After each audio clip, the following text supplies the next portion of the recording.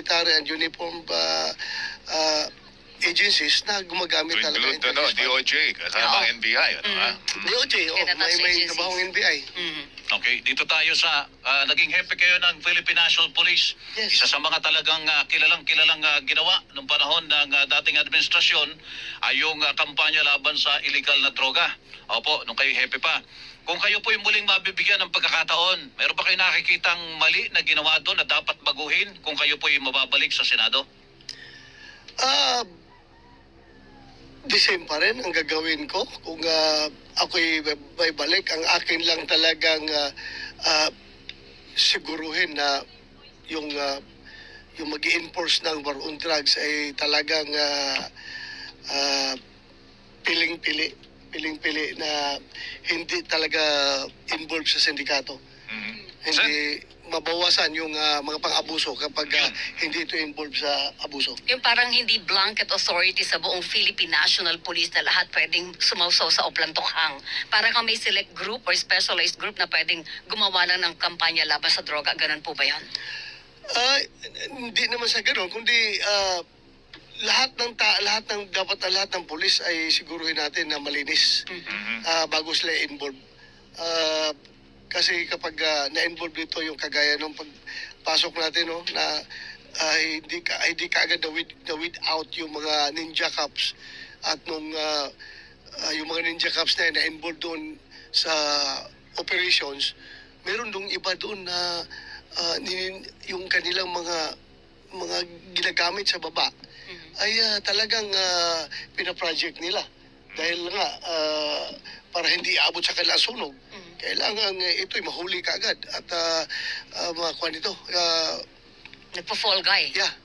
Ito lang, siguro pangkaraniwang bintang nung panahon daw po ninyo bilang hepe ng pulis, kinonsinti daw yung mga pulis na maging judge and executioner, Senator. Hindi naman gano'n na wala namang police commander na magbigay ng ganong klaseng authority, no? Kahit natin Pangulo, sabi niya, kapag kayo'y pagka-problema sa inyong pag-implementa ng batas, basta ito'y service-connected, sagot ko kayo. Huwag kayo mag-alala, trabaho lang kayo dyan, babakapan ko kayo. Pero kung kayo'y nag-abuso, kayo mananagot sa akin. Malilintikan kayo sa akin kapag kayo'y umaabuso. Yung salitang ganun, Senator, sagot ko kayo. Gawin niyo trabaho niyo. Hindi ba parang blanket authority yon? And it was abused at that time? Blanket authority to do your job well and to do your job good, not to abuse. Yan ang blanket authority na yun. Kasi meron namang kasunod na statement na kapag kayo gumawa ng kalukuhan, mananagot ka sa akin. And Senator, noong panahon na yon, sabi nila parang thousands of individuals, hindi natin sinasabing inosente yung senador. Sinasabi lang, hindi sila nabigyan ng due process. May regret ba doon sa punto niyo, Senator, sa panig po ninyo? Well, any loss of life, may regret tayo. Hindi dapat namatay ang tao. Hindi dapat namatay ang tao. Kasama na rin dyan, yung aking mga pulis na namatay during operations, hindi mo rin masabi na walang pulis na namatay. There were about 80 to 120 ang pulis doon na namatay at maraming nasugatan sa war on drugs. So, any loss of lives, any injury na nangyari dahil sa war on drugs ay regrettable talaga. But then again, hindi natin pwedeng sabihin na dapat hindi kami nag-wage ng war on drugs. Dahil kung hindi kami nag-wage ng war on drugs, baka narco-state ng Pilipinas ngayon. Dahil ang dami na mga drug lord noon na hawak na nila yung mga probinsya, mga syudad nila. Sila nang nagde-decide kung sino pwede maging mayor, maging gobernador, maging congressman. Ganun sila ka-powerful. At baka marami ng mas lalong lumala ang krimen talaga kung hindi tayo nag-wage ng war on drugs. So, we have to do that. We had to do that. Okay, Senator, sa issue ng West Philippine Sea, meron kayong bagong 2 batas na nagawa na nitong Kongreso lang. Pero ano bang mas sa tingin nyo ay magandang diskarte ng Pilipinas para matapos ang problema natin sa China? Makipag-usap tayo sa kanila kahit alam natin na minsan o madalas hindi nila tinutupad ang kanilang salita. Or sundin natin yung mga rekomendasyon ng legal luminaries na kasuhan ulit natin ang China. kailangan yan na mix ang approach natin. Hindi tayo one-sided lang, no? Dapat at pinupurso natin yung ating rights. At the same time, makipag-usap rin sana tayo para there's no substitute for diplomacy. Kung mag-usap tayo, baka mag-open pa yung kanilang puso't isipan na mawala na yung hidwaan natin dyan sa West Philippine Sea. Alam mo, kahit anong gagawin natin mga batas natin dito sa ating bansa, gagawa tayo ng mga domestic laws natin dito like yung recently ginawa namin na Archipelagic sea lanes. Archipelagic sea lanes at saka Maritime yung law. maritime zone. Well, kahit anong gawa natin dyan. Although, in the future, kung respetuhin nila yan, maganda. Pero, kahit anong batas gagawin natin dito, hindi nga nila nirespeto yung international law, yung UNCLOS, di ba? Hindi nila respeto yung ating pang domestic law, respetuhin nila. Kaya, sa akin, ang pinakamaganda dyan, aside from claiming or sovereign rights through any diplomatic means, meron din tayo sanang usapan, makipag-usap tayo sa kanila na huwag naman kami yung balasubasin. Kasi kung baka makuha sa usapan, maganda usapan eh. If you can remember, panahon ni President Duterte, nag-uusap yung dalawa, Yun ang asa. wala namang pambubuli na nangyari sa West Philippine Sea, di ba? Yun ang itatanong ko, Senador. Kasi yung ating foreign policy, para kumiling tayo dyan sa mga Chinese, halip na sa Estados Unidos. Pero noong mga panahon yun, ang obserbasyon po hindi natin pinansin yung mga pagtatayo ng mga pasilidad ng China doon sa mga reclaimed features dyan sa West Philippine Sea. So, yan na po Hindi ang na raw nangyari. natin mabawi ngayon. Hanggang ngayon, yan na naging problema natin. Alam mo, pagpasok ni Pangulong Duterte, Mm. 2016, andyan na yan. Yung mga nireclaim na yan, andyan na, nakapasok na sila dyan. So, ano pang gagawin niya ngayon? Makipagira siya para umalis kayo dyan? Kaya nag-usap na lang sila. Nandiyan na yan eh. Huwag natin sisihin si Pangulong Duterte na lumala yung problema dahil kinikilingan niya ang China. No. Ang foreign policy na inadapt ni Pangulong Duterte is friends to everyone but enemy to no one. Hindi yung friends to China, enemy to United States. No.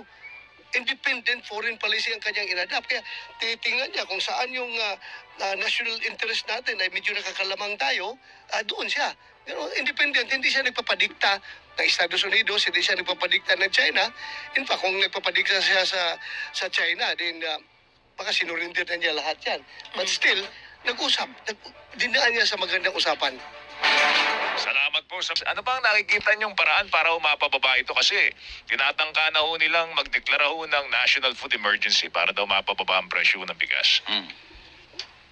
Siguro, ang kailangan natin dyan is dapat tututukan natin yung ating agrikultura para magkakaroon tayo ng food security at suportahan natin yung agriculture sector. At pangalawa, dito sa enforcement side naman, dapat siguro talagang habulin natin itong mga cartel na involved sa Manipulate. smuggle, Ah. pag-smuggle at pag-hoard ng mga bigas kung saan sila manipulate sa presyo ng bigas sa ating merkado. So dapat paghabulin talaga ito, seryosohin natin paghabol dito sa mga Dapat smuggler. pakilusin na ba natin yung ating mga intelligence, yung mga AFP natin, PNP, lahat na, para makahuli naman tayo ng mga sinasabing nag-i-smuggle o yung mga nag-hoard na yan. Wala pa tayo napabalitaan, Senador, hanggang ngayon ha. Puro bodeguero po Oo. na huli, Senador. Ang budigiro. Ano ba yung budigiro? Magkano na sweldo niyan? Bakit hindi yung may-ari, yung sindikato mismo na kumikita ng limpak-limpak, di ba? Sa tingin mo, sir, bakit wala nakukulong? Ipag-grade ng otoridad doon. Ang budigiro lang ang tao doon sa budiga eh. May nagtitip. Oo. May kasabot na. Oh, kahit na may nagtitip, siguro, ewan ko, imposible rin naman na hindi malaman kung sino may-ari niyan, di ba? Kung sino may-ari, di yun nagkakasuhan. So yung may-ari, yun ang mas malaki yun kaysa budigero. Kayo ba naniniwala may kartel ang bigas? Meron yan. Kartel ng gulay, sibuyas, bawang. Yan, lahat naman ay cartelized. Aha. Lahat naman ng mga busy commodities natin ay cartelized. Kahit na sabihin nilang hindi, Yun nga maniwala malaking ko dyan. misteryo, Senator eh. Alam ng lahat may kartel, alam lahat na may smuggler, may hoarder, may profiteer, pero wala pong nakukulong. Hindi ba parang, nasaan bang mali doon? Tsaka sinilip na ng Kongreso yan. Oo. Pati Senado, nag-imbestiga na dyan eh. May ongoing pa sa House ano ngayon. ano ba nasilip ninyo? Nasaan na ba yung mga kartel na yan, Senador? Ah, Nahirapan kayo sumagot. talaga. Kasi, alam mo naman, mag-imbento ako ng sagot dito. Naisip ko pa. Ako pa. Ano? Sige, Senator. Habang iniisip niya, may tanong si Melo sa kuryente. Ayan, kuryente. O, eto na. Ang kuryente natin ay isa po sa pinakamahal. Dito po sa ating panig ng daigdig na ito na kung tawagin ay Asya. Ano sa palagay nyo ang pwedeng gawin nyo? Kung kayo mapupunta, mababalik, mahahalal uli bilang senador para po buwaba ang ating presyo po ng kuryente at nang makinabang po naman yung mga nasa bahay at saka yung mga negosyante raw na yan isa sa dinadaing nila mataas ang presyo ng kuryente rito, senador. Una-una, himay-himay natin. Una tayo dito sa generation, power generation. Dapat huwag tayo mag-rely dyan sa masyado sa oil-based power generation, no? Kung saan apektado tayo kapag tumaas yung presyo ng langis sa market ay tataasan yung kuryente natin. So dapat magkaroon tayo ng power generation mix na hindi lang tayo isang source lang dapat, kundi haluan natin ng mag-invest tayo dito sa renewable energy. Like wind, hydro, Mga renewable. solar o mga renewable. Mm. Pagdating naman dito sa transmission, dapat yung ating transmission grid ay interconnected. Luzon, Visayas, Mindanao. Sabi nga nila ngayon, interconnected na pero medyo kulang pa rin dahil kung ito ay interconnected, kung ano yung power supply, exist power supply sa Luzon, pwede ito magamit ng Mindanao. Mas mahal sa probinsya ang Mahal sa probinsya. Alam mo bakit? Bakit? Mas mahal sa probinsya? Bakit po? Dito tayo ngayon pag-usapan natin sa distribution. Oh. Yung distribution na napansin mo ko talaga hindi sa paninira sa sa yung mga electric cooperatives ha. Yung mga probinsya na hawak ng mga electric cooperatives medyo mas mahal kaysa yung hawak ng mga private utility company. Bakit po ganon? May impormasyon tayo, no? At least pulis tayo ng kaya Yes, sir. tanong-tanong tayo Sige dyan, po. no? Mga impormasyon. Huwag nyo na banggitin kung anong kumpanya. Hindi. Wala akong particular na Oo. cooperative na sinasabi, no? Opo. Ang sabi na, sabi ng membro ng yung board of member of the board ng cooperative, sir, bakit mataas yung singil namin dyan? Dahil bago kami nag-exit, bagi kami lumabas sa board ng kooperatiba na yan, pinalakihan namin yung nilaki yung yung Bentahan ng kuryente. yung amount ng kuryente na binibili masyadong malaki. Kontrata. Yung kontrata. Oh. Hindi naman naubos yan sa probinsya nila. Oh. Hindi naubos, so may excess. Yung excess na hindi nagagamit, Binabayaran din. binabayaran pa rin nila. Pero Ayun. hindi nagagamit po ng consumers, binabayaran pa rin nila, kaya mataas. Taas. So, ibig sabihin, may mga under the table consideration yan between the cooperative at saka yung sa manila kinukuha yan. Transmission o Generation. sa generation, Sa sa generator. So, mayroong under the table Ano na may nakikita nyo, pag-usapan